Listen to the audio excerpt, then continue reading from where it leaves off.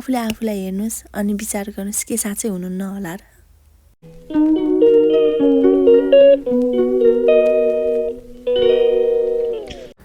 आज चाहिँ मलाई बिहानै हरियो मकै पोलेर खान मन लाग्यो। सो बारीबाट मैले एउटा हरियो मकै भाँचेको छु पोलेर खानको लागि। अनि हाम्रो घरको मकैहरू चाहिँ अब बिस्तारै सकिँदै गएको छ। हामीले चाहिँ अब धेरै जस्तो कहिले उसिनेर कहिले पोलेर खाइरहेको छौँ। अब यो अन्तिम मकै रहेको छ हाम्रो घरको।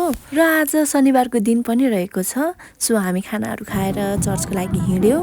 र यहाँनिर हामी चर्च सकिसकेपछि चाहिँ म भाइ बहिनीहरूसँग भेटघाट गर्दैछु। अनि यहाँनिर दाइ पनि हुनुहुन्छ।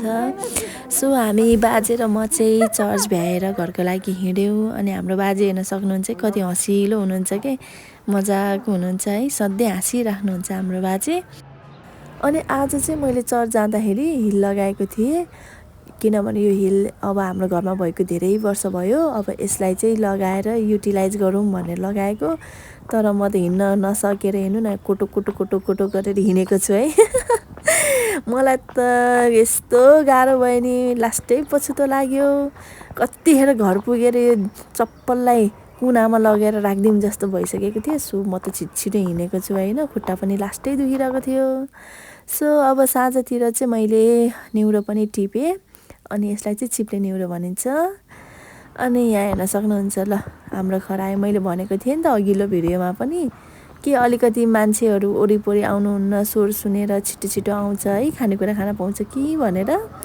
र अनि यहाँनिर रहेको छ बेलुन फुल। हाम्रो त बेलुनै फुल भनेर चिन्छौँ है, मलाई एकदम राम्रो लाग्छ।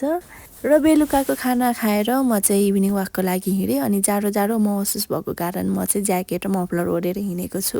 अनि हिँड्दै जाँदाखेरि मैले बिच बाटोमा छ्यामालाई पनि भेटेँ। अनि छ्यामाले मलाई किन हामीलाई नबोलाएको, एक्लै किन गएको भनेर भन्दै हुनुहुन्छ है। अनि मैले सोचेको थिएँ उहाँ चाहिँ घर जानुभयो होला भनेर, तर उहाँ पनि आउनुभएको रहेछ। ल अब यहाँ ज्याक पनि भेटियो। ज्याक पनि छ्यामाहरूको पछि लाई आएको रहेछ इभिनिङ वाकमा। अनि यो झाडीको बिचमा मैले एउटा मात्रै राम्रो फुल फुलेको देखेर भिडियो क्याप्चर गरेको। यसलाई चाहिँ लिली फ्लावर भन्छौँ हामीले। र उहाँहरू हुनुहुन्छ हाम्रो इभिनिङ वाकको पार्टनरहरू। र फोटो खिचौँ भनेर हामी चाहिँ यसरी बसेको छौँ ग्रुपमा।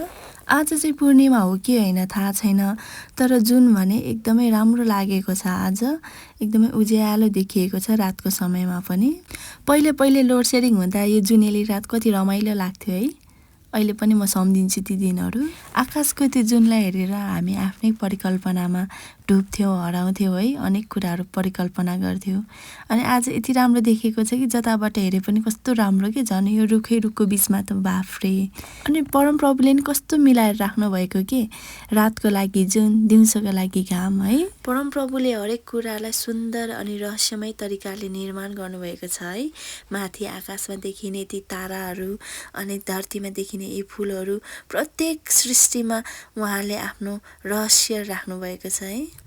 अनि म प्रकृति मात्र नभइकन म आफूलाई पनि हेर्छु। अनि यो शरीरलाई हेर्छु कि कसरी बनाइएको छ है। आँखाहरू, हात खुट्टाहरू अचम्मै लाग्छ कि मलाई त यिनीहरूले गर्ने कामहरू देखेर पनि।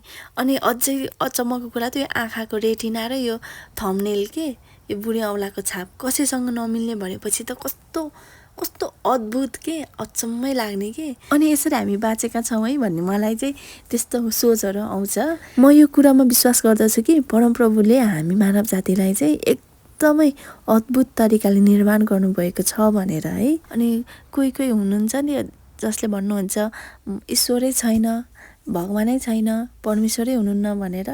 तर म भन्न चाहन्छु आफूले आफूलाई हेर्नुहोस् अनि विचार गर्नुहोस् के साँच्चै हुनुहुन्न होला र।